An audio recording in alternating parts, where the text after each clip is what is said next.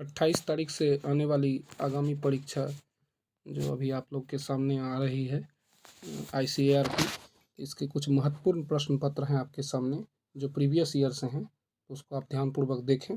मैं स्टार्ट कर रहा हूँ। दिया निम्नलिखित में से कौन सा शब्द भारतीय संविधान की प्रस्तावना में उल्लेखित नहीं है? तो इसका आंसर हो जाएगा संघीय ढांचा। भारतीय संविधान में इसका उल्लेख नहीं है। अगला है कि रेड क्रॉस की स्थापना किसने की थी? तो सर हेनरी ड्यूनेट महोदय को श्रेय जाता है रेड क्रॉस की स्थापना करने का।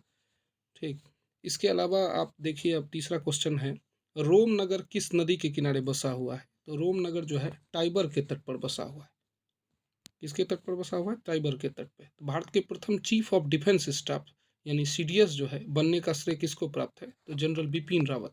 किसको प्राप्त है? तो जनरल बिपिन रावत को। दादा साहेब फाल्के पुरस्कार किस क्षेत्र में दिया जाता है?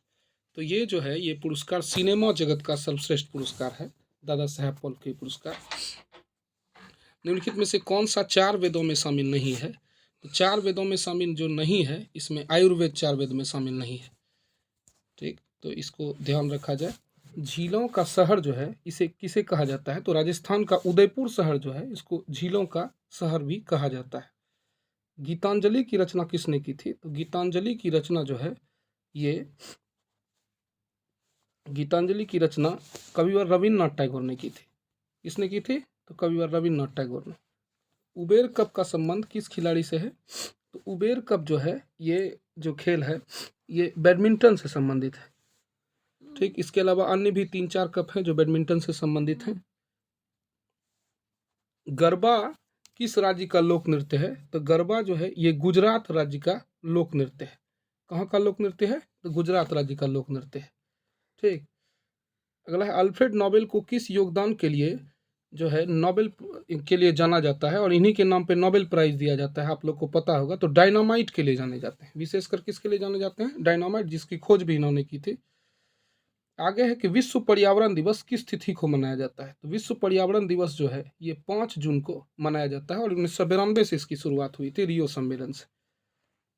संयुक्त राष्ट्र संघ किस वर्ष अस्तित्व में आया था?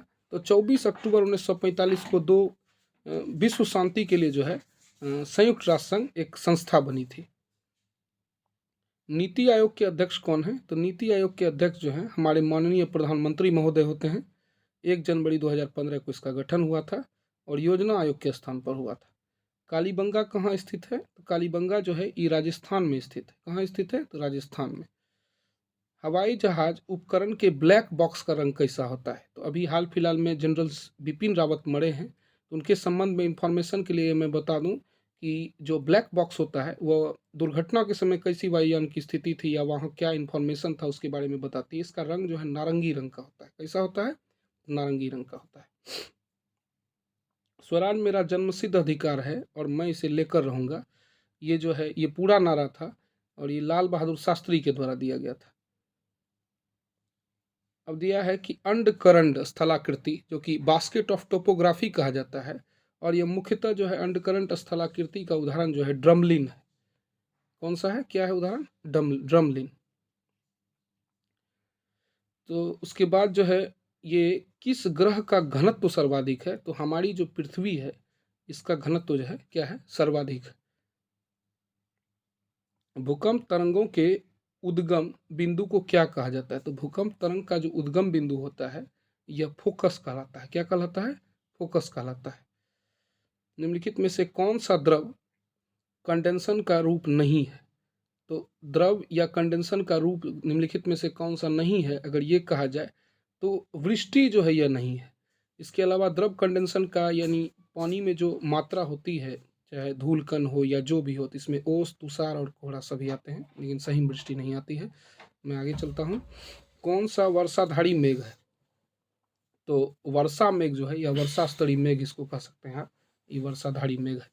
ठीक, आगे मैं चलूँ फिर से। दिया दक्षिण पूर्वी रेलवे का मुख्यालय कहाँ है? तो कोलकाता। दक्षिण पूर्वी रेलवे का मुख्यालय कहाँ? कोलकाता। भारतमाला परियोजना किससे संबंधित है? तो भारतमाला परियोजना जो है, इसका संबंध भारत के राष्ट्रीय राजमार्गों से है। भारत के राष्ट्रीय राजमार्गों से। इसके अलावा मैं बता दूं कि स्वर्णिम चतुर्भुज परियोजना भी राष्ट्रीय राजमार्ग से आती है, जिसमें 4 महानगरों को जोड़ा गया है। अब आगे के प्रश्न हैं कि प्राकृतिक वनस्पति जो भारत के अधिकतम भौगोलिक क्षेत्रों पर आच्छादित है, तो भारत में सबसे ज़्यादा अगर कहेगा कि कौन सा वन है, तो इसके लिए आप कहिएगा कि उष्णकटिबंधीय पर्णपाती वन भारत में सबसे ज़्यादा है। तो मैं बता दूं कि आगे कुछ गणित के प्रश्न हैं जिनका कि फिलहाल यहाँ स्पेस कम होने की वजह से हम सॉल्यूशन नहीं डाल सकते हैं, लेकिन अगर आप लोग कमेंट करें तो इसका पूर्ण सॉल्यूशन मैं बना के अगले वीडियो में दे दूंगा। तो ये देखिए 25 प्रश्न हैं और मैं कहूँगा गणित का भी निरंतर अभ्यास करते रहें, क्योंकि 25 प्रश्न जो है वो कहीं ना कहीं आपके अंक को बढ़ाने में मदद करेगा और ये काफ़ी कारगर हैं। ये देखिए मैं बिल्कुल इसे ले जा रहा हूँ और ये अब प्रश्न जो है 51 नंबर से मैं फिर से प्रारंभ कर रहा हूँ। एक व्यक्ति अपने चश्मे में 20 सेंटीमीटर फोकस दूरी का उत्तल लेंस का प्रयोग कर रहा है। ठीक, तो इसकी लेंस क्षमता क्या होगी? तो आप जानते हैं D बराबर 1/f होता है और इस पर आप जो है आराम से निकाल सकते हैं। ठीक, तो इसका उत्तर हो जाएगा आपको 5 डायोप्टर जो है उत्तल लेंस में धनात्मक क्षमता होती है, इसलिए प्लस में 5 डायोप्टर होगी।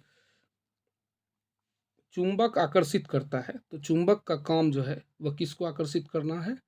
तो चुंबक का काम जो है लोहा, कोबाल्ट, निकेल तीनों को जो है आकर्षित करने का काम होता है। ठीक, कौन सा बायो या गोबर गैस का उदाहरण है? तो गोबर गैस का जो उदाहरण है वो आपको हो जाएगा मेथेन और कार्बन डाइऑक्साइड दोनों किसका उदाहरण है? बायो गोबर गैस का। कृत्रिम रेशा नायलॉन जो है, मैं बता दूं प्रयोगशाला में सबसे पहले नायलॉन को ही बनाया गया था सन 1931 ईस्वी में कैरोथर्स के द्वारा। तो ये पॉलीएमाइड्स का उदाहरण है। कृत्रिम रेशा किसका उदाहरण है? पॉलीएमाइड्स का। आगे है कि NaCl जिसको सोडियम क्लोराइड कह रहे हैं और AgNO3 जो कि सिल्वर नाइट्रेट है, इस दोनों के विलयन को जब मिलाया जाता है तो प्रभाव स्वरूप जो है सिल्वर क्लोराइड और सोडियम नाइट्राइड प्राप्त होता है। तो इस अभिक्रिया को कहा जाता है, किस नाम से आप जानेंगे? तो इस अभिक्रिया को जानेंगे आप द्विविस्थापन अभिक्रिया के नाम से। आगे है कि किस कोशिकांग को कोशिका का शक्ति गृह कहा जाता है? तो कोशिकांग जो कोशिका के अंदर में पाया जाता है जिसको शक्ति गृह कहा जाता है, तो वो माइट्रोकॉन्ड्रिया है। कौन सा भाग है? माइट्रोकॉन्ड्रिया। आप अच्छी तरह से परिचित होंगे कि कोशिका का शक्ति गृह माइट्रोकॉन्ड्रिया को कहा जाता है। प्रकाश संश्लेषण की क्रिया किस कोशिकांग में संपन्न होती है? तो हरित लवक। हरित लवक में एक पार्ट ग्रेना होता है, उसी में संपूर्ण पार्ट जो है प्रकाश संश्लेषण की संपन्न होती है। ग्लाइकोलाइसिस क्रिया कोशिका में कहाँ होती है? तो ग्लाइकोलाइसिस क्रिया जो है ये कोशिका में कोशिका द्रव में संपन्न होती है। ग्लाइकोलाइसिस क्रिया कहाँ संपन्न होती है? कोशिका द्रव में। संविधान सभा की पहली बैठक कब हुई थी? तो संविधान सभा जो अभी वर्तमान में संसद भवन है, इसके कक्ष में 9 दिसंबर 1946 को जो है पहली बैठक हुई थी। आगे दिया हुआ है भारतीय संविधान के निर्माता किन्हें कहा जाता है? तो भारतीय संविधान के निर्माता जो हैं ये कहा जाता है भीमराव अंबेडकर को, क्योंकि इन्होंने ही प्रारूप समिति का गठन किया था और यह 7 सदस्यीय समिति थी। लोकसभा के प्रथम उपाध्यक्ष थे, तो लोकसभा के प्रथम उपाध्यक्ष कौन थे? तो एक बार देख लीजिए। लोकसभा के प्रथम अध्यक्ष पूछा गया था, तो लोकसभा के प्रथम अध्यक्ष गणेश वासुदेव मावलंकर जी थे। शिक्षा का अधिकार जो है यह अधिनियम कब लागू हुआ? तो 2010 में शिक्षा का अधिकार अधिनियम लागू हुआ। उसके बाद ये मौलिक अधिकार का विषय वस्तु बन गया। आगे है कि प्राथमिक क्षेत्र में क्या आता है? तो जानबे करते हैं कि कृषि संबंधित संपूर्ण चीज जो है यह प्राथमिक क्षेत्र के अंतर्गत आता है। तो ये कृषि विभाग को हम मार दिए, ये कृषि क्या है? प्राथमिक क्षेत्र के अंतर्गत आता है। हमारी रक्त कोशिकाओं का निर्माण निम्न में से करता है। तो रक्त कोशिका कहाँ निर्मित होती है? तो रक्त कोशिका निर्मित होने की जगह है अस्थि मज्जा। कहाँ बनती है? तो अस्थि मज्जा में। 19वीं शताब्दी के यूरोप में उदार राष्ट्रवाद के संदर्भ में कौन सा कथन सही है? यूरोप में जो उदारीकरण राष्ट्रवाद का चालू हुआ, यानी उदार राष्ट्रवाद की धारणा जो है ये आई, तो उदार राष्ट्रवाद के बारे में आप जान सकते हैं। तो इसके बारे में मैं बता दूं कि उदार राष्ट्रवाद की धारणा जो है ये सबसे पहले तो व्यक्ति के आज़ादी और कानून के समक्ष सबकी बराबरी दी गई, पहला सही है। सबकी सहमति से सरकार बनी, ये भी सही है। और तीसरा जो है निरंकुश शासक और पादरी व विशेषाधिकार समाप्त हो गए। ये तीनों के तीनों कथन सही है।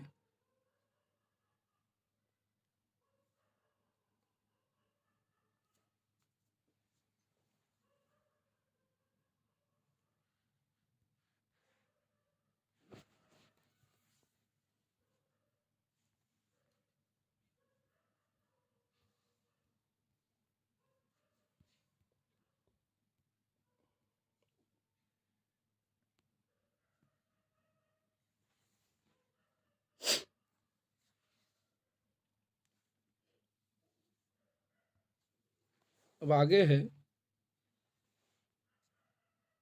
शरीर में उचित मात्रा में पानी व उचित मात्रा में आयनिक संतुलन को क्या कहा जाता है? तो शरीर में उचित मात्रा में पानी और आयनिक संतुलन को ऑस्मो रेगुलेशन कहा जाता है। क्या कहा जाता है? Osmo regulation. आगे चलिए, आगे है कि तत्व M को जब MgCl3 सूत्र वाला एक क्लोराइड बनाया जाता है तो आवर्त सारणी में यह संभवतः तत्व M जो है यह किस ग्रुप के अंतर्गत आएगा या किस समूह के अंतर्गत आएगा? तो ये जो M तत्व है ये एल्यूमिनियम है। ये M तत्व क्या है? एल्यूमिनियम है, जो क्लोरीन से संयोग करके AlCl3 बना रही है। तो ये किससे? क्लोरीन से संयोग करके AlCl3 बना रही है। निम्नलिखित में से कौन सा कथन महिलाओं के बारे में नाजी विचारधारा से मेल नहीं खाता है? तो नाजीवाद विचारधारा के संपादक एडोल्फ हिटलर थे। तो इसमें क्या हुआ था कि नाजीवाद विचारधारा के अंतर्गत जो है महिलाओं के बारे में पूछ रहा है कि क्या मेल नहीं खाता है। तो इसके अंतर्गत जो है महिलाओं को पुरुषों के समान अधिकार दिया जाना चाहिए, ऐसा हिटलर ने कभी नहीं चाहा था। वह प्योर जो है पुरुष प्रधान समाज का समर्थक था। वह जानता था कि केवल उच्च वर्गों का ही सत्ता चलती है। वह महिलाओं को अपने से भिन्न और निम्न मानता था। महिलाओं पुरुषों को एकदम भिन्न होगी ऐसा बिल्कुल बात नहीं था। महिलाओं पुरुषों को समान अधिकार मिलने चाहिए, इसकी बात हिटलर ने नहीं की थी। तो आगे के प्रश्न है, मोंटेस्क्यू ने अपनी पुस्तक द स्पिरिट ऑफ लॉस, जिसमें कार्यपालिका, न्यायपालिका और विधायी तीनों शक्तियां अलग अलग होंगी, उसने ऐसा माना था कि तीनों शक्ति एक आदमी के हाथ में चल जाने से वह निरंकुश हो जाता है, यानी उसका जो मन होता है वही करता है। तो इसमें इन्होंने किसका जिक्र किया था? मोंटेस्क्यू ने जिक्र किया था कि सरकार के भीतर एक वैधानिक कार्यपालिका एवं न्यायपालिका के बीच क्या होना चाहिए? शक्ति का बंटवारा, जो मैं पहले भी बोल चुका हूं दोस्तों। आगे है कि निम्नलिखित में से लेनिन की प्रसिद्ध 3 मांग कौन सी थी, जिसको अप्रैल थीसिस में उसने लिखा था? तो लेनिन की मांग जो अप्रैल थीसिस में लिखाई गई थी, इसके बारे में दोस्तों मैं बता रहा हूं आपको। इसका उत्तर है युद्ध बंद कर दिया जाए। ठीक, वह उस समय के जो जारशाही शासन था उसके भी खिलाफ कर रही थी। चूंकि रूस की सेना युद्ध में परास्त हो रही थी, इसलिए वह सैनिकों को बुलाना चाह रहा था। तो युद्ध बंद कराया जाना पहला मांग था अप्रैल थीसिस में। दूसरा था कि किसानों को ज़मीन वापस दे दी जाए, ताकि किसान अपनी ज़मीन में खेती कर सकें। और जनसभाओं पर पाबंदी लगाने की बात नहीं की थी, लेकिन बैंक को मजबूत करने की बात लेनिन ने जरूर कही थी। तो 1, 2 और 4 कथन जो है इसका क्या हो जाएगा? ये सही उत्तर हो जाएगा। तो 1, 2 और 4 इसका क्या हो जाएगा? सही उत्तर। आगे है, भारत के राष्ट्रीय आंदोलन के दौरान जुलूस में झंडा थामे चलना किस बात का प्रतीक था? तो जुलूस में जो है भारतीय राष्ट्रीय आंदोलन के दौरान ये सविनय अवज्ञा के वक्त आया था, और शासन के प्रति अवज्ञा की नीति के चलते जो है ये झंडा लेकर के सरकार के खिलाफ नारे लगाए जाते थे। तो शासन के प्रति अवज्ञा इसका आंसर है। आगे चलते हैं। तो आगे है, आगे के प्रश्न पहले हैं, मैं प्रश्न पढ़ दे रहा हूँ। निम्नलिखित में से कालानुक्रम व्यवस्थित करना है कि पहले क्या हुआ था उसके बाद क्या हुआ था। तो सबसे पहले आएंगे, तो सबसे पहले लाहौर में कांग्रेस का सत्र हुआ था। उसके बाद दलित वर्ग एसोसिएशन की स्थापना हुई थी। तब नमक कानून को तोड़कर सविनय अवज्ञा हुआ था। और आखिरी में 1932 ईस्वी में गोलमेज सम्मेलन हुआ था। तो इसका आंसर हो जाएगा सी नंबर। क्या हो जाएगा? सी।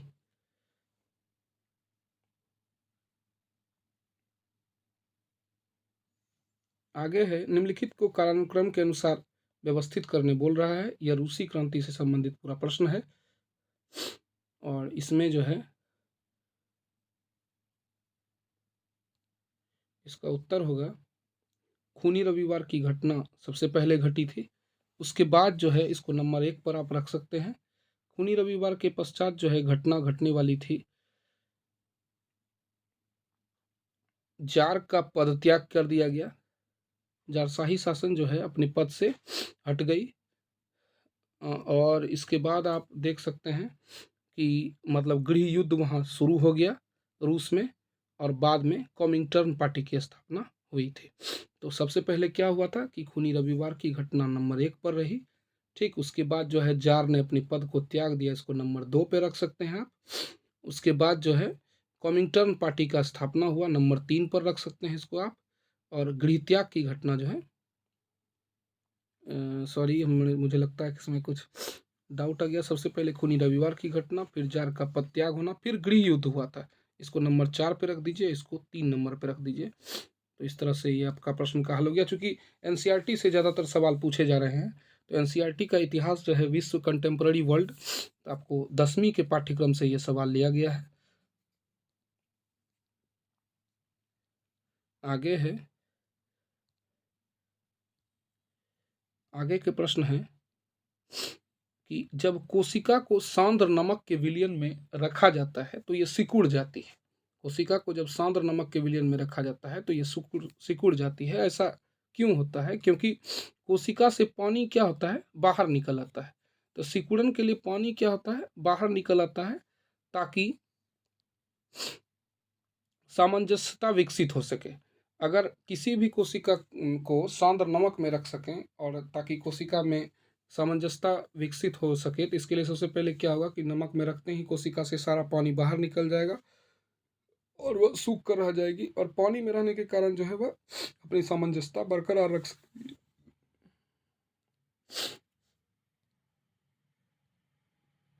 आगे के प्रश्न है,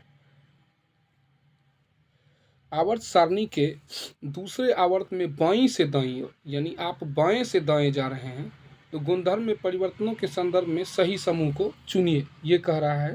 तो इस प्रश्न पर ध्यान दीजिएगा, ये केमिस्ट्री का बेसिक क्वेश्चन है, क्लास 10 के पुस्तक से ली गई है।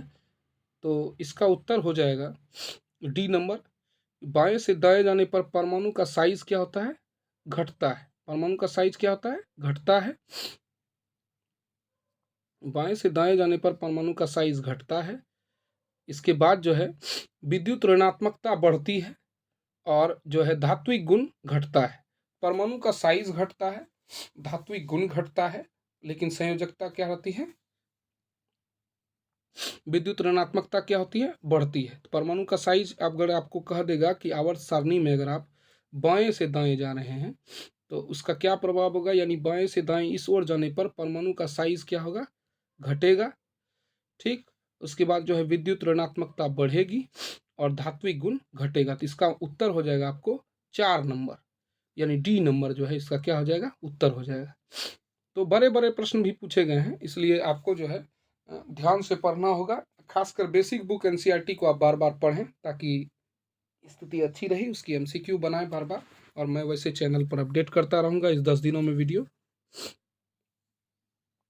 आगे के प्रश्न हैं, यदि एक पर्दा जिस पर उत्तल लेंस से बना हुआ है, पर्दा किससे बना हुआ है, उत्तल लेंस से, M1 आवर्धन का एक प्रतिबिंब जो है, M1 आवर्धन का एक प्रतिबिंब जो है x दूरी खिसका दिया गया है। जब वस्तु को इतना खिसकाया गया है कि नया प्रतिबिंब जिसका आवर्धन M2 है पर्दे पर बनाया जा सकता है, तो लेंस की फोकस दूरी पूछ रहा है। तो लेंस की फोकस दूरी जो है, इसकी लेंस की फोकस दूरी का इसका फॉर्मूला होता है, उसी पे आपको सेट करके बनाना होगा। तो खिसकाई गई दूरी बटे M1 माइनस M2, यानी पहला आवर्धन घटा दूसरा आवर्धन, तो ये इसका सी नंबर हो जाएगा फॉर्मूला, चूंकि खिसकाई गई दूरी यहाँ x दी हुई है। आगे चलते हैं प्रश्नों की ओर। अब इसमें सही कथन चुनना है, ये पॉलिटिकल से है, तो पॉलिटिकल यानी वो भारतीय संविधान से है प्रश्न पत्र, इस पर ध्यान देना है। तो पूछा गया है कि वित्तीय बिल पर लोकसभा व राज्यसभा को समान शक्तियां हैं। वित्तीय बिल पर लोकसभा व राज्यसभा को समान शक्तियां हैं। ऐसा नहीं है, जानते हैं आप कि राज्यसभा मात्र 14 दिन तक रोक सकती है। अगर वो उसके बाद जवाब नहीं देती है तो ऑटोमेटिक जो है इसको स्वतः जो है लोकसभा से पारित मान लिया जाएगा। कानून बनाने के साधारण बिल पर लोकसभा और राज्यसभा की समान शक्तियां, बिल्कुल सही बात है और यही इसका उत्तर भी हो जाएगा कि साधारण बिल पर जो है दोनों सदन को बराबर शक्तियां प्राप्त होती है। शेष अन्य पढ़ने की जरूरत नहीं है। एक कॉर्क को पानी से भरे हुए जार में डुबो दिया जाता है। ये केमिस्ट्री का क्वेश्चन है और ये 10वीं क्लास से लिया गया है। एक कॉर्क को पानी से भरे जार में डुबो कर छोड़ दिया जाता है यदि जार को पृथ्वी का परिक्रमण करते हुए उपग्रह में रखा हुआ माना जाए, यानी पृथ्वी की जगह अन्य ग्रह पर रखा जाएगा तो कॉर्क की कैसी स्थिति होगी, इसके बारे में मैं बताता हूँ कि अगर पृथ्वी के ऊपर जो है वायुमंडल की अलग स्थिति है और वहाँ वायुमंडल नहीं होने के कारण जहाँ हम उसको छोड़ेंगे वह वहीं क्या रह जाएगा, स्थिर रह जाएगा। तो इसका आंसर हो जाएगा सी। एक गतिमान वस्तु का वेग समय ग्राफ दिखाया गया है। तो इसमें जो है आपको ये बताना है कि ये किस तरह का ग्राफ है। तो ये जो है आप देख सकते हैं कि समय और वेग का अनुपात जब बढ़ता है तो ये त्वरण बढ़ रहा है और धनात्मक दर से बढ़ रहा है, क्योंकि ग्राफ कहीं भी नीचे नहीं गया है। स्लोप जो है समय के मतलब हिसाब से वेग भी लगातार बढ़ते चला जा रहा है। तो इसका उत्तर हो जाएगा आपको कि त्वरण बढ़ रहा है और धनात्मक दर से बढ़ रहा है। किस दर से बढ़ रहा है? धनात्मक दर से। तो इसका उत्तर क्या हो जाएगा? C number. अब दिया है अनुदैर्ध्य तरंग में निकटतम संकुचन और विरलन के बीच रैखिक दूरी क्या होती है? तो अनुदैर्ध्य तरंग के बीच में जो है विरलन के लिए रैखिक दूरी होती है। तो इसके लिए जो है ई लैम्डा बाय 2 इसको आप कह सकते हैं या गामा बाय 2 भी कह सकते हैं। अब दिया है एक जलविद्युत संयंत्र में क्या क्या स्थिति हो सकती है, तो आपको ये देखना है। तो इसका क्या है कि संचित जल में जो होती है क्या होती है? स्थितिज ऊर्जा। और जब जल गतिमान होती है तो ये किस में परिवर्तित हो जाती है? कैनल के द्वारा जब ले जाया जाता है तो यह स्थितिज ऊर्जा विद्युत ऊर्जा में परिवर्तित हो जाती है, क्योंकि यह टरबाइन को घुमाती है। तो इसका उत्तर हो जाएगा बी नंबर। तो संचित ऊर्जा की संचित जल की स्थितिज ऊर्जा को विद्युत ऊर्जा में परिवर्तन। आगे के प्रश्न है, आरबीआई किस विधि द्वारा साख सृजन को संकुचित कर सकता है? तो आरबीआई ने साख सृजन अर्थात साख को बढ़ाने के लिए वह क्या करती है? रेपो दर को कम करती है या अपने रेट को कम करती है। तो अब आप देख लीजिए इसमें से क्या करना चाहिए, आरबीआई क्या कर सकती है। तो सबसे पहले क्या करेगी? बैंक दर या रेपो दर को वो घटा करके जो है साख सृजित करती है। तो बढ़ा करके क्या करेगी? साख का संकुचन कर दी, यानी इसका उत्तर क्या हो जाएगा? सी। बैंक दर को बढ़ा करके क्या करेगी आरबीआई? साख का जो है सृजन को संकुचित कर देगी, यानी लोन जो है अब आपको महंगा मिलने लगेगा। इसमें लोहा, कॉपर, जिंक और चांदी दिया है। इसको घटते क्रियाशीलता के आधार पर जो है आपको समायोजित करना है। तो इसका चार्ट बना हुआ है पूरा, वो आप लोग देख लीजिएगा किताब में। और इससे प्रश्न जो है अक्सर पूछे जाते हैं बोर्ड में। आगे आगामी आने वाली ग्रुप डी परीक्षा के लिए भी यह महत्वपूर्ण है। तो इसका उत्तर हो जाएगा सबसे ज़्यादा जो है प्रभावशाली जिंक होता है, उसके बाद कॉपर है, फिर आयरन है और फिर चांदी है। 83 का डी 83 का जो है डी उत्तर हो जाएगा। पीएच को यानी पीएच जो लॉगरिदम की सारणी है इसको परिभाषित करने के लिए क्या किया जा सकता है? तो पीएच का जो फॉर्मूला होता है जिसपे अम्ल क्षार का पता लगाया जाता है, यही -log H3O प्लस, इसके जरिए जो है आप पता कर सकते हैं कि कौन सा विलयन जो है वह क्षारीय है या अम्लीय है। जिंक धातु सोडियम हाइड्रोक्साइड से अभिक्रिया करके क्या उत्पन्न करता है? तो जिंक धातु सोडियम हाइड्रोक्साइड से अभिक्रिया करके हाइड्रोजन गैस देती है। कैसी गैस देती है? हाइड्रोजन गैस देती है। आगे दिया हुआ प्रकाश संश्लेषित पादप कोशिका में एटीपी किस प्रक्रिया द्वारा बनाते हैं? कोशिका में एटीपी किस क्रिया द्वारा बनाते हैं?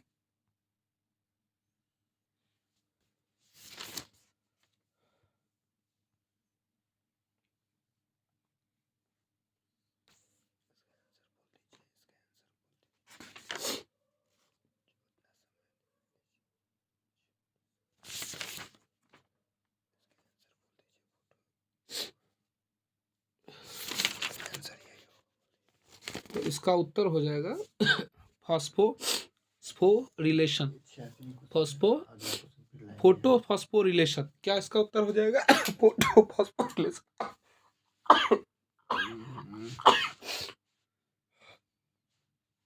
हक महाराज, इतना परवाह नहीं कर दूंगा।